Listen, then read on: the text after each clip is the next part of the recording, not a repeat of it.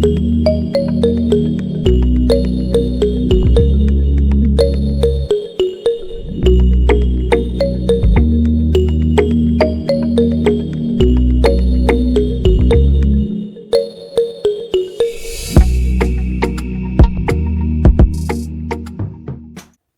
everyone, and welcome to another conversation about the true reality in Rwanda. My name is Denise Zaneza, and it is always my pleasure to be your host on the different topics we shall be having regarding the ongoing human rights violations, the oppression, the closed political space in Rwanda, and much more about Paul Kagame's brutal dictatorship. While Paul Kagame's regime is portrayed as a model of success and democracy, the reality is very far from the picture we are used to seeing in the media due to the strong and very expensive PR machine behind the scenes. Freedom of speech, freedom of association, and freedom of expression are essentially non-existent in modern Rwanda, and this situation is mainly enforced by severe punishment towards any dissenting voice. Paul Kagame's RPF Inkotanyi regime in power today has been committing crimes against humanity and even genocide since 1990. But these crimes are rarely talked about or mainstreamed in the international media. To help us navigate this complex topic, we are joined by a distinguished guest, Judi Rever. Judi is an author and journalist who brings remarkable knowledge, value, and insight to today's discussion. Hello, Judi. Welcome and thank you for being here today. Hello, Denise. Thank you for having me. Before we dive into our conversation, for those who don't know you, who's Judi Rever? Well, I'm a journalist and I'm an author. I wrote a book called In Praise of Blood, The Crimes of the Rwandan Patriotic Front. And the book is really a re-examination of the Rwandan genocide. It's specifically an investigation into the crimes committed by Paul Kagame's army during the 1990s. Wonderful. Thank you again for being here. Well, the whole world knows about the horrific 1994 genocide in Rwanda, where countless Tutsis were murdered because of their race. But before and during this same period, and also afterwards, countless Hutus were also murdered because they are Hutus. But the mainstream media never talks about these atrocities.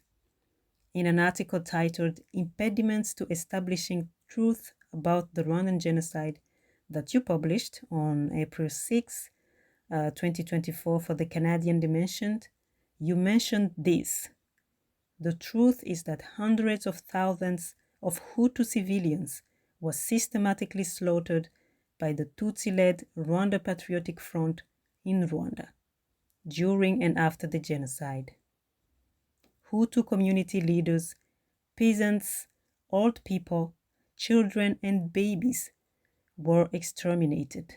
And the victims' families, these Hutu survivors, have been silenced and demonized ever since. The full scale of RPF killings has never been investigated and clarified. These crimes have never been classified by researchers or prosecuted in an international court of law. The scope of the horror was never really been fully aired or acknowledged. The use of violence and propaganda to control historical narrative is integral to the powerful rise of the RPF and its leader, Paul Kagame. The official narrative of the genocide was forged in a stark climate. Since then, Kagame's government has killed, blackmailed, jailed, or silenced anyone who has openly challenged its account on the genocide. End of quote. My question to you, Judi, how were all these crimes covered up? By who? And how was Kagame's RPF regime allowed this kind of impunity? Well, really, that's the central question, isn't it, Denise? Mm-hmm. You listed the crimes that I wrote about in that article in Canadian Dimension on the 30th anniversary of the genocide. And of course, these are crimes I investigated that are published in my book, from testimonials from Hutu victims, essentially, and also corroborated by army deserters from Kagame's own army, Tutsi soldiers and officers. And a number of these crimes that we're talking about that were committed in the 1990s were investigated by the International Criminal Tribunal for Rwanda. That's the UN tribunal that was set up to try the most serious crimes in 1994. And so your question as to why why the RPF, why Kagame's army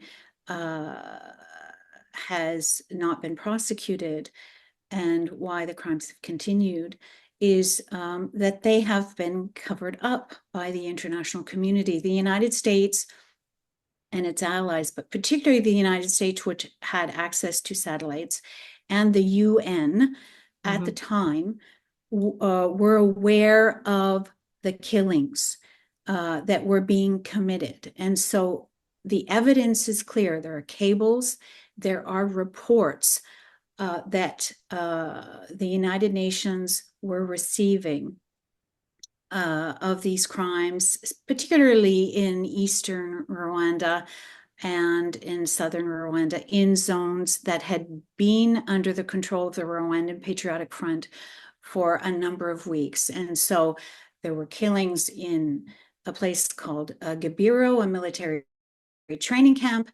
There were wide-scale killings of Hutus being dumped in rivers in zones that were controlled by the Rwandan Patriotic Front. And they were covered up and buried. And the reason for that was, at all costs, the United States in particular wanted to protect Kagame's regime. And there are a whole host of reasons for that. But what is extraordinary is that the extent to which an entire narrative of Kagame's troops saving Rwanda, saving Tutsis, and restoring peace took hold amidst this violence and amidst all the evidence that was there. And what I say in my book is that there was a political decision made at the UN tribunal, the International Criminal Tribunal for Rwanda, the ICTR. A political decision was made to transfer the jurisdiction for prosecuting these crimes from the United Nations to the Rwandan justice itself. So the Rwandan judicial bodies under Kagame were given the jurisdiction to try crimes committed by their own soldiers, committed by the regime itself, which was obviously like the most ridiculous travesty of justice that could be imagined. So, and the reason for this is very complex. We can talk about it, but this, the United States and the UN, because the UN is a body that's essentially a group made up of powerful nations and less powerful nations, they decided to protect Kagame from prosecution. He was granted de facto immunity. And the RPF was considered an ally in the region for security and also political and economic reasons. Yes, as you just mentioned, the international community has been protecting Paul Kagame, but it is also the same international community that is lately very vocal about the ongoing human rights violations being committed by the same regime in Rwanda and Eastern DRC. But this is a topic for another time. Tragically, in the meanwhile, because of this support, millions have been killed in the Great Lakes region of Africa. It is not a secret anymore that Paul Kagame's goal from the beginning was not to share power, but to seize power and to have access to the Congolese minerals by any means necessary. And that is also why a narrative had to be crafted to legitimize the seize of power of the RPF. According to you, Judi, how was this narrative crafted of Paul Kagame stopping the genocide in 1994 and being the savior of Tutsis?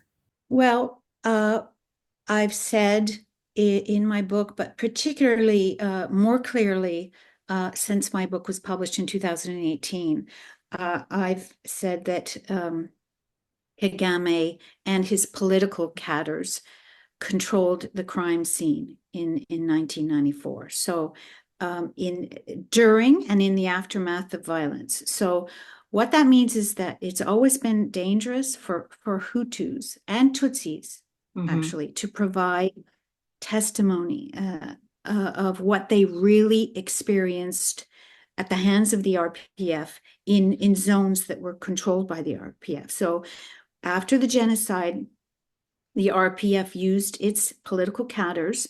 At the time, they were called Abakada. They're very familiar to Rwandans, but these are essentially people working for the political party. They could be political or military cadres, but these people, the Abakada, became the interface between the RPF, the Rwandan Patriotic Front, and UN agencies, NGOs, human rights organizations, international journalists, and academics. So we're talking about,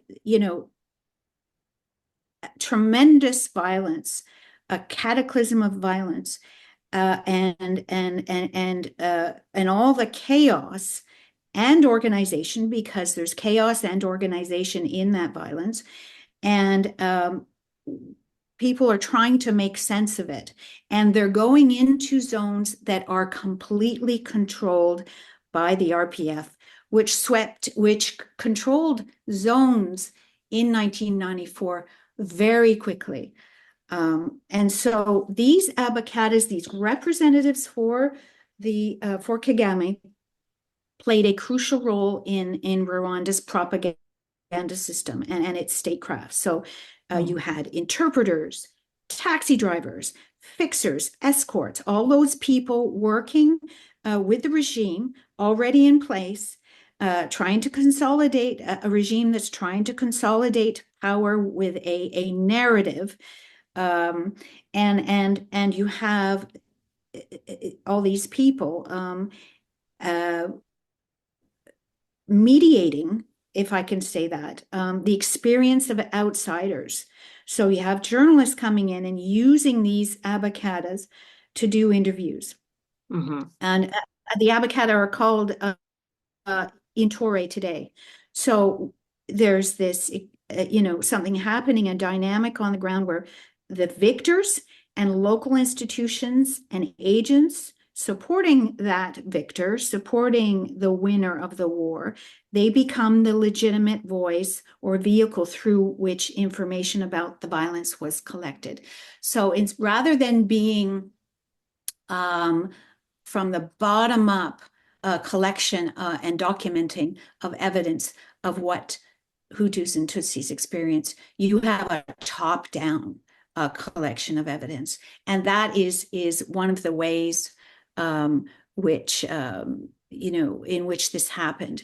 I've also been very critical, and I still am, of human rights organizations in the aftermath of 1994. So I talk about how Human Rights Watch, for example,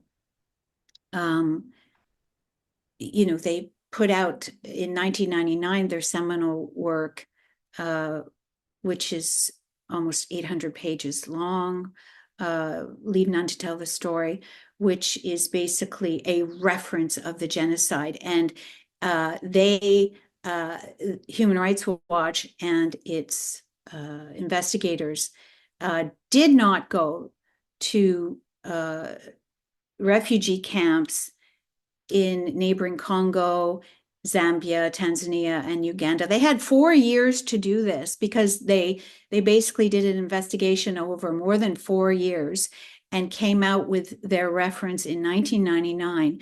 And they did not carry out, nor did others, empirical studies with the Rwandan Hutus who fled to neighboring countries, who were free from the specter of reward or punishment, people who were free to talk, who could tell in detail their accounts of what they experienced in 1994, why they fled in 1994, and why they stayed in these camps where conditions were so atrocious. Instead of going back home. None of this makes sense, Denise. And this was one of the things that I grappled with when I went to Congo in 1997, within days of Mobutu being unseated after Kagame's troops toppled the Zairean dictator. I interviewed so many survivors who were nearly on their deathbed coming out of the forest. I went first to Goma, but then I was in Kisangani, and I went to Bandaka, then to Kinshasa, then back to Kisangani, and then to Goma. And I interviewed countless survivors and asked them that question: why did you stay in Zaire for 2 years after the genocide instead of coming home? And they told me that their families had been killed in 1994 and they were afraid of the regime, and that those who were going home, especially men, were disappearing. And of course, this was something that I had never heard before. Indeed. This was extraordinary to me. And the whole narrative.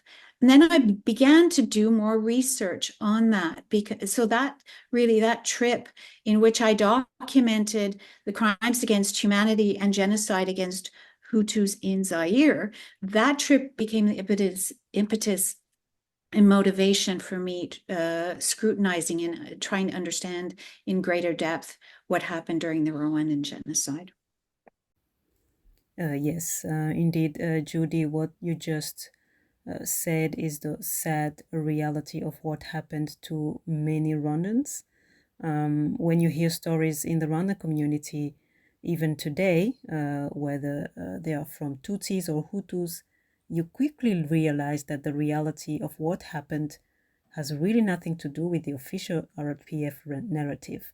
And whenever anyone voices out what happened to them, especially if RPF troops were involved, they are labeled as genocidaire or negationist. If they can't pin that on you, you become a thief or many other things so that they can silence you. Many Rwandans are and have been victims of this RPF practice ever since Kagame took power. It is also very important to mention that many reports, such as the UN mapping report, have highlighted the RPF crimes in Zaire, former DRC, and where it's clearly mentioned that if the report was to be presented before a judge, the crimes committed would be defined as genocide. Judy, your book, In Praise of Blood, resulted in your life being threatened by the Kagame regime. What can you tell our audience about this book, and what came after you wrote this book, the threats you received, and how you were able to handle all of this? Yes, it was very difficult. It was about 10 years ago, a little bit more than 10 years ago, and continuing over a number of years, where it was clear that the research I was doing was a threat to the regime, and the regime and its cadres, its agents abroad, tried to prevent me from furthering the research and writing a book. And I should have anticipated this, but I didn't. And so initially there were attempts to infiltrate my the circle of people that I would interview, and there were attempts that were likely seen as a threat to my security, and that were probably a threat to my life. One of the most frightening episodes that I had to deal with in terms of my security risks here in Canada, first of all, was a threat against my youngest daughter, who was quite young at the time. That's terrible. There was a threat that was left on my answering machine at home, and it was a bit amorphous and vague, but there was an African voice that mentioned my daughter's first name and talked about red, evoking blood, and simulated gunfire and explosions.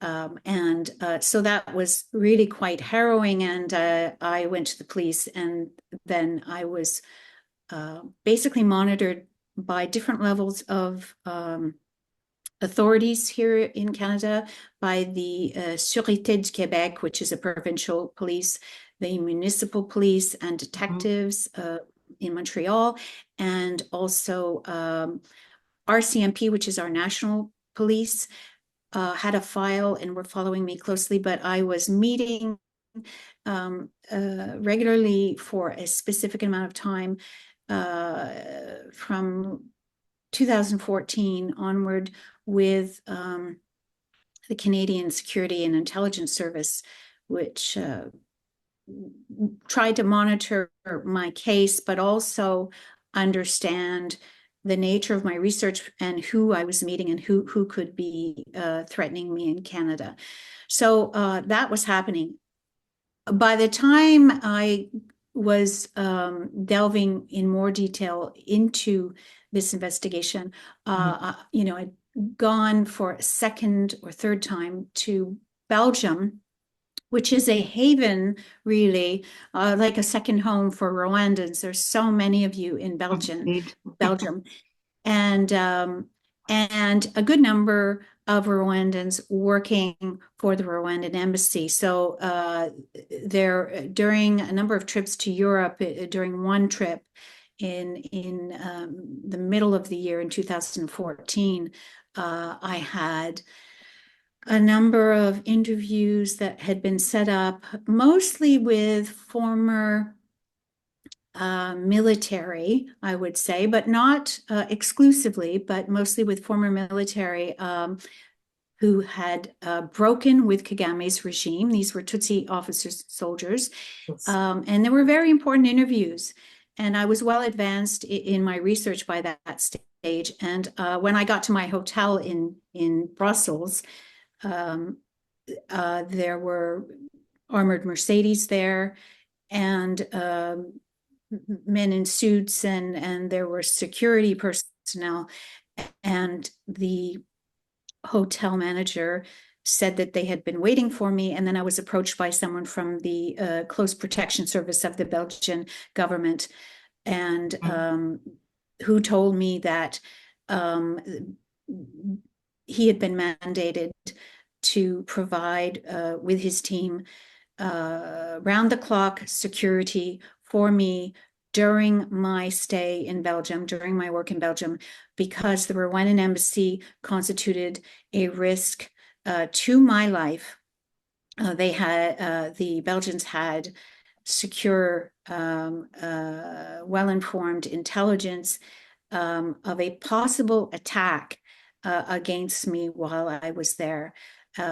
So this was very disturbing to me. And I could have escaped then and there. I could have ran away. I was really destabilized, obviously. Yes, I can imagine, yes. But I decided to, because they offered me security, bodyguards. I had two bodyguards, and um, I there were two armored vehicles, but normally we traveled in one because in the middle of Brussels they didn't want to attract as much attention.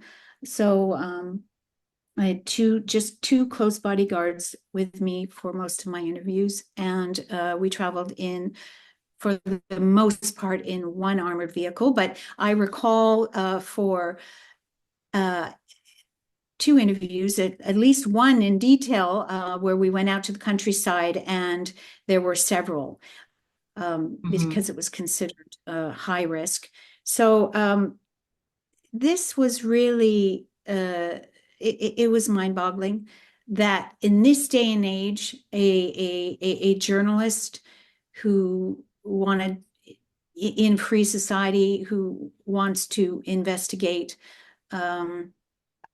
historically an event and gather evidence, was at risk to this extent. But I was grateful to the Belgian state security for offering me this protection. But, there's a very weird problem in Belgium and in Europe in general and in North America. These countries are aware of Kagame's crimes, and they're very careful.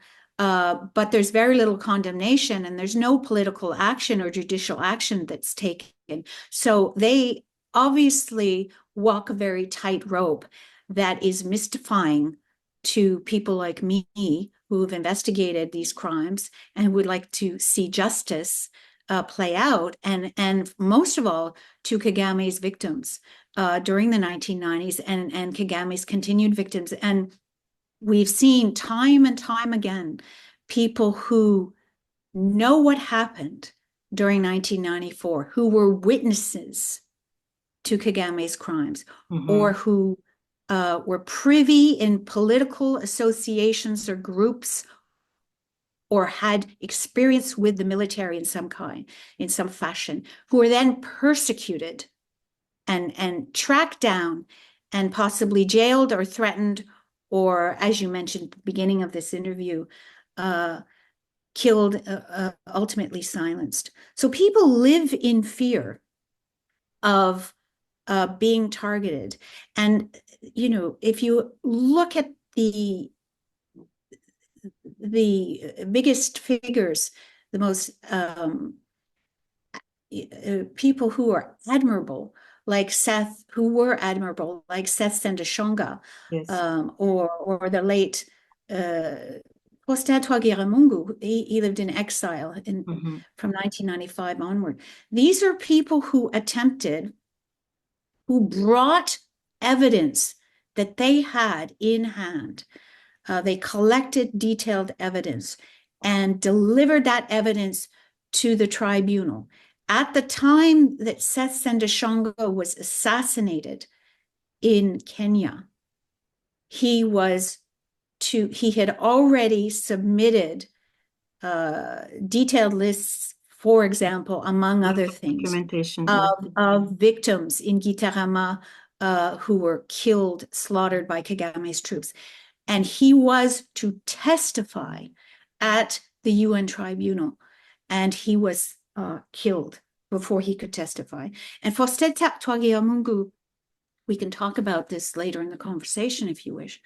Yes. He, in the 1990s, brought those lists, one element, which was substantial, one element among many pieces of evidence, of victims' names, but also places, dates, and in many cases, perpetrators of killings in Gitarama province in 1994. He brought those lists to the office of the prosecutor in Belgium, and that was dismissed as well.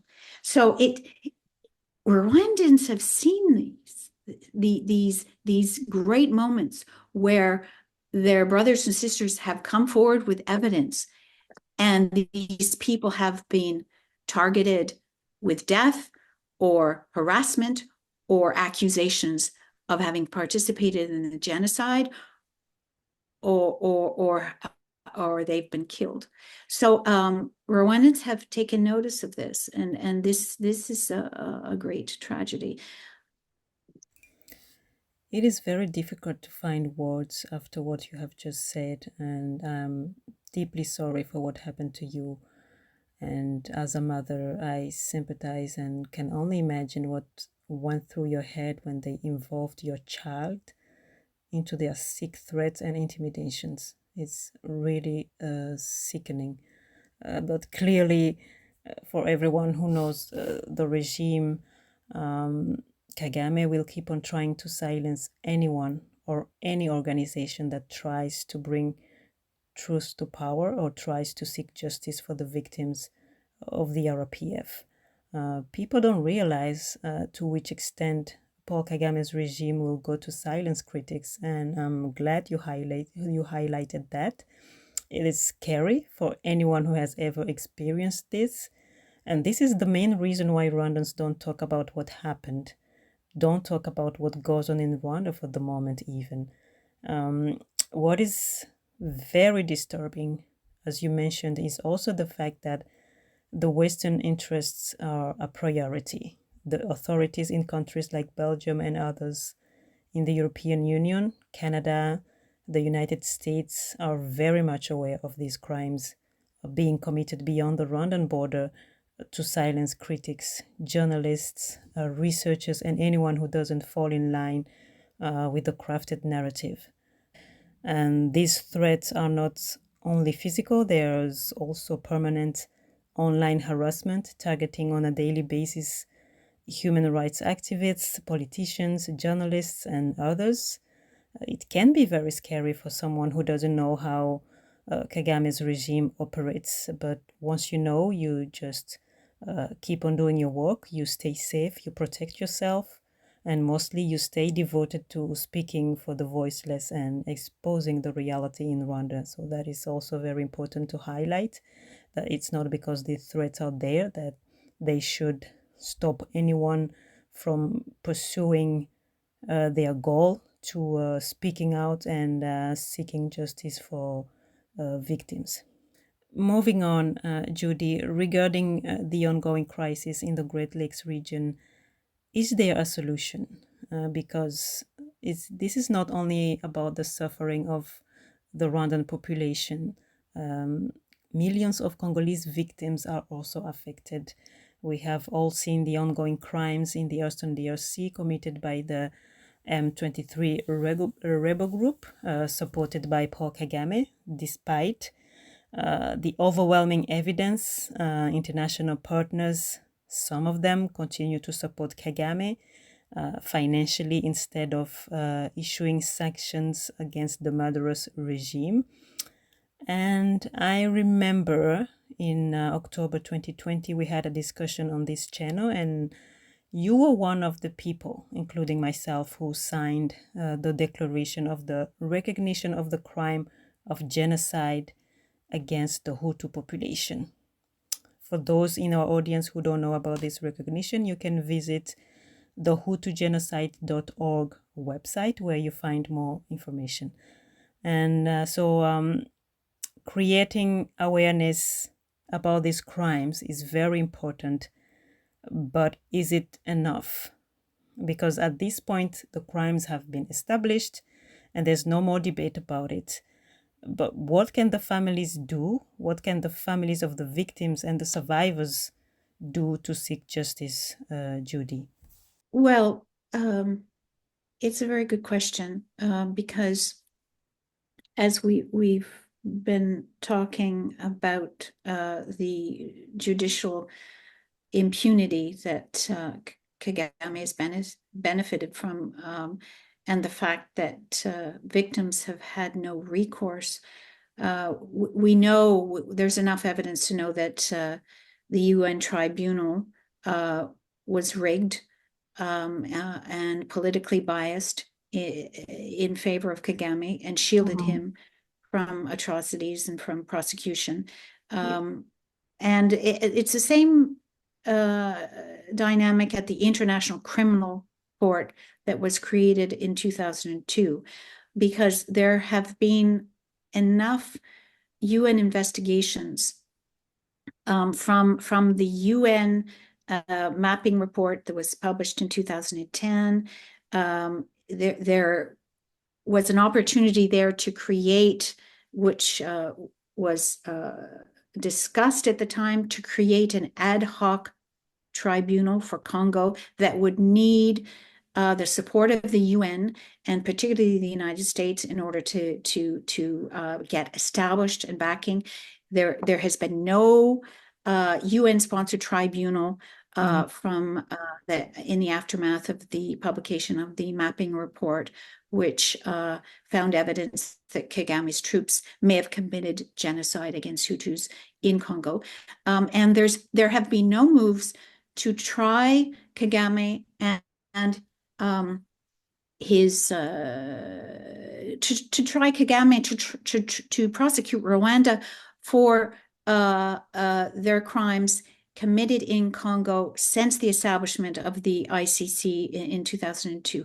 There's so much evidence that is available since 2002 that Kagame has been the godfather of a succession of militia that have ravaged Congo and that have pillaged its mineral resources. Several million Congolese have died in the violence, and we're seeing, you mentioned M23, another rebellion of M23 fighters has reemerged in the last few years. They're killing, raping people and displacing up to 2 million people in the Kivu provinces.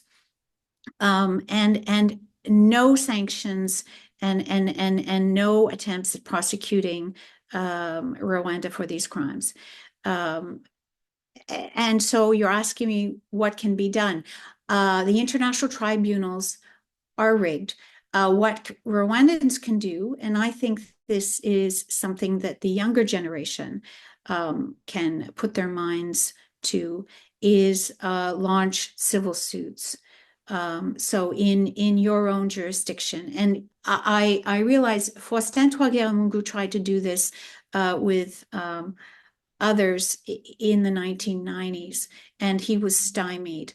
But so many Rwandans have documented proof and serious evidence of crimes, and they can take that evidence to their national jurisdictions. If Rwandans are living abroad in places like Canada or Belgium or France or England, if they put together with the help of eager, well-intentioned, honest lawyers, whether they're Rwandan lawyers or whether they're other European or American or Canadian competent lawyers, and they can try to get bona fide and serious human rights organizations behind them in terms of money and other, and put together civil cases against, so you have to be residing in these jurisdictions, okay, like yourself, and then you gather information and evidence against Rwandans who are living abroad. And so there are, for example, in Belgium, there are in Torre, or there are members of the current regime. There are people who fled the regime, Kagame's regime, and still work for the regime. There are people who have embassy postings, and yet they allegedly committed crimes in 1994 and after, and they can be held liable if they are residing in these European countries or in North American countries. And so I encourage younger Rwandans to do this and to put together those dossiers in the most rigorous way possible. The other way in which it might be helpful to address some of the trauma that Rwandans have been facing for many years, they've endured, and that they're storing in their bodies. And then, unfortunately, sadly, passing that trauma on, possibly to their children. Another way of possibly addressing this and easing or mitigating that trauma would be to organize a Truth and Reconciliation Commission abroad that could bring people together in order to talk about their experiences. Now, that is very hard to do, given the infiltration and the number of Intore who work abroad. There might be incredible risks and problems associated with an endeavor of that kind. But, you know, the RPF regime is not going to last forever. I'm going to die. Kagame is not going to live forever. And there will be a day when people will feel or will have the opportunity to talk about what they have experienced and what they know. And when that day comes, whenever it is, whether it's abroad or whether it's inside Rwanda, Rwandans need to find a consensus and need to find a way of revealing their stories, whatever narrative they have. I'm glad you mentioned the lack of international tribunals to bring perpetrators to justice, despite the overwhelming evidence. Clearly, this is because of political motivations. I do agree with you and believe that for the moment, civil suits against perpetrators of past crimes or current collaborators of the Kagame regime are the solutions for Rwandans in their national jurisdictions where they live. And I truly hope that Rwandans will take a note of this and act upon it. Moving on, Judi, do you think that the Truth and Reconciliation Commission that you have just mentioned can help Rwandans to achieve true reconciliation and prevent violence in the future? Yes, Truth and Reconciliation Commission, and modeled, I think one could model it on South Africa's Truth and Reconciliation, and you would Rwandans would have to find someone with the kind of integrity that Desmond Tutu had, and someone who is well respected, and I think this would be an extraordinary opportunity, and it could be in phases. So if Rwandans could organize something in the coming years abroad, and it doesn't have to be called a commission, but it could be called some kind of meeting to establish a more rigorous and greater truth, where people can talk about their experiences, and it could be sort of a test run for something more serious and judicially oriented in the future that could be created and organized in Rwanda, should that opportunity arise after the RPF leaves power. So one of the things, of course, that was integral to the Truth and Reconciliation Commission in South Africa after apartheid was dismantled is, in some cases, Mm-hmm. people who gave their testimony were granted immunity. So the truth was more important uh, than possibly any kind of vendetta or prosecuting people or punishing them. And there was something very, I have to say, very African in this notion. And of course, it depended on the level of responsibility, of course, Denise, in this, because, people who have a level, who had in the 1990s a level of responsibility, command responsibility, and who were ordering crimes against civilians, they, of course, would not get off scot-free if they confessed. What I'm talking about is people who were given orders or who saw crimes being committed, Mm-hmm. um, and who people who were involved in the machine, um, and who could not stop it or did not have that level of responsibility. Those are the kinds of people that I interviewed for my book. And I tried to protect them, but they took an extraordinary risk in revealing some of these crimes. It is those people who need to be listened to in a public forum where Mm-hmm. they can then be protected. Okay, protected from prosecution, but can reveal the details that we know happened. Okay, but it needs to be established. By the people who were involved. Yes. Indeed.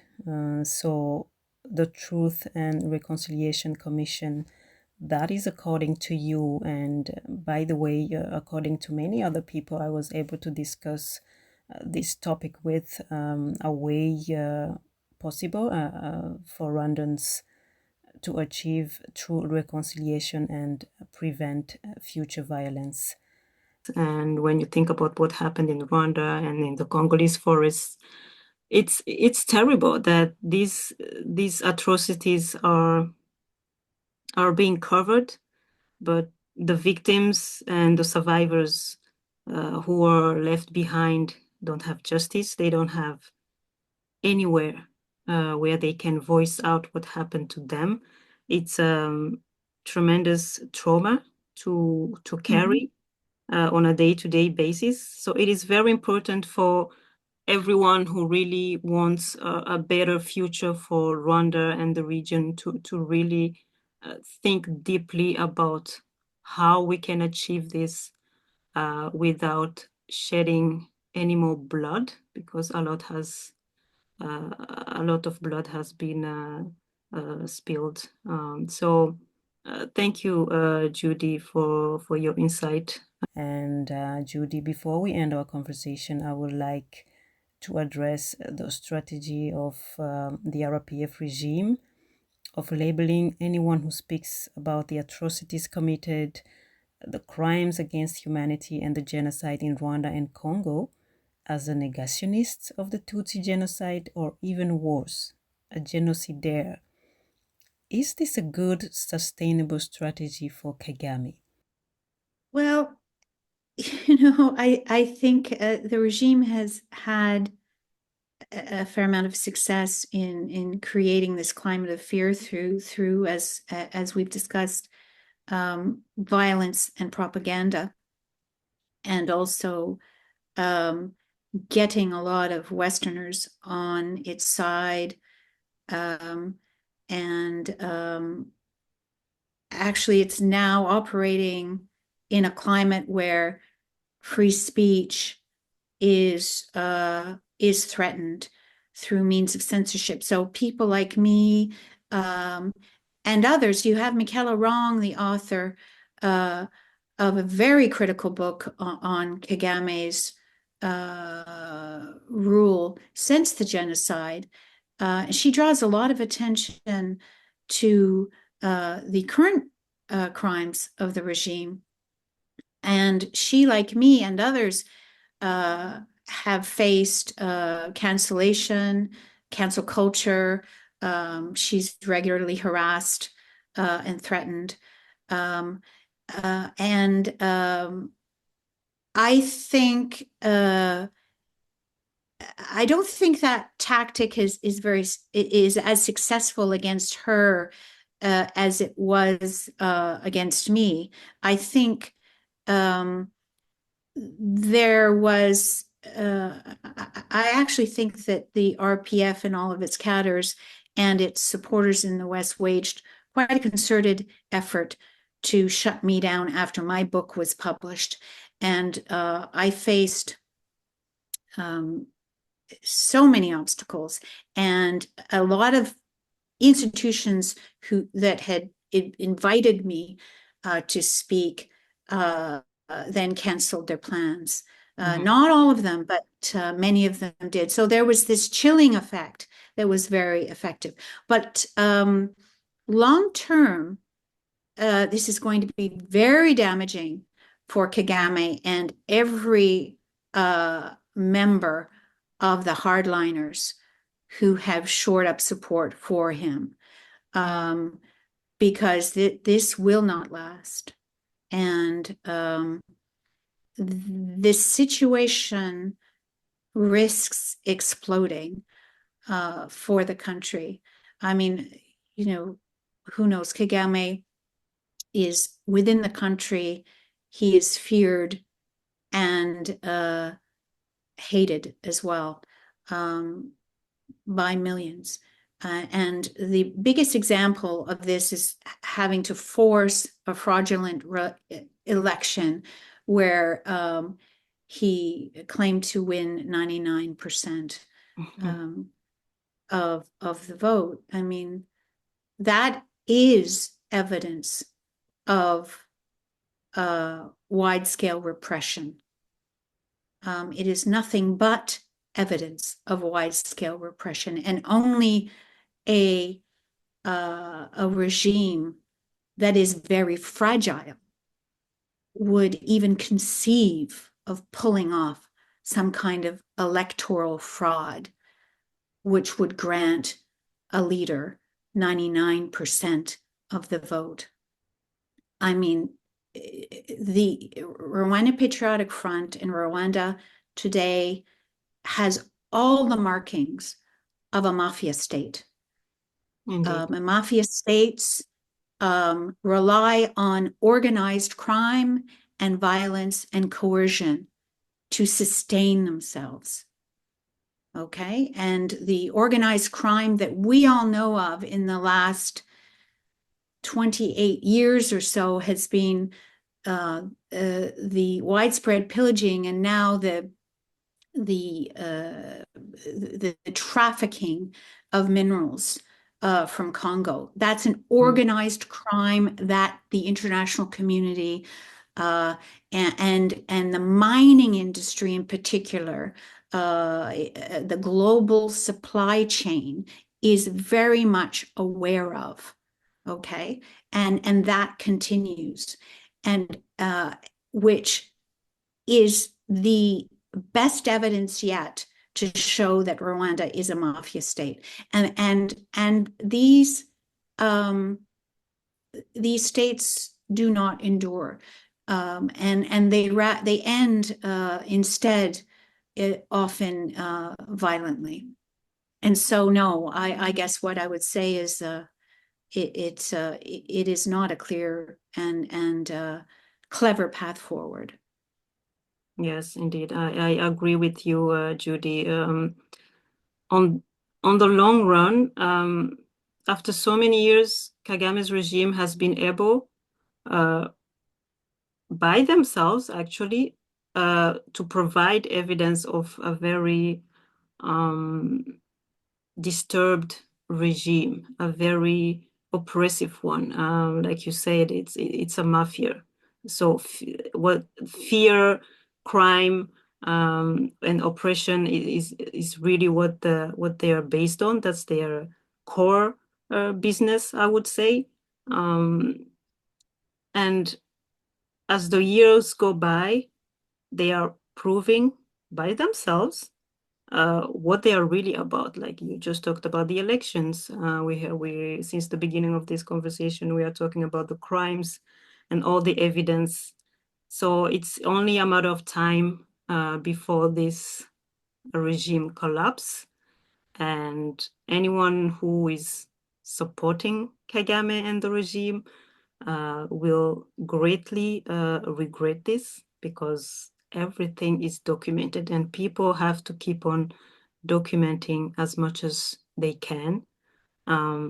So thank you so much, Judi, for your insight on this topic regarding the crimes against humanity that also include genocide. And I would like to thank everyone who has tuned in, especially you, Judi. We deeply appreciate you being here with us. Thank you, Denise, for having me. It was a pleasure. Thank you. As we conclude, let us remember that the Great Lakes region of Africa deserves peace. Too many lives have been lost, too much suffering has been endured, and justice is long overdue. It is time the world acknowledges the painful truth of what has happened and what continues to happen in Rwanda and across this region under Paul Kagame's rule. This is a call for action. The international community must choose to stand on the right side of history and must speak out for justice and fight for peace. But change requires action. And as we say in Kinyarwanda, Imana ifasha uwifashije. God helps those who help themselves. For everyone who believes in justice, human rights, and the rule of law, the time is now to act and to break the silence. We must stand against tyranny and injustice. We must raise our voices for those who have suffered and those who continue to suffer. Every victim, every survivor of the violence deserves justice, and every perpetrator must be held accountable. Thank you all for listening. Let's keep these conversations alive. Let's stay vigilant, and let's all strive for a world where peace and justice prevail. See you all next time.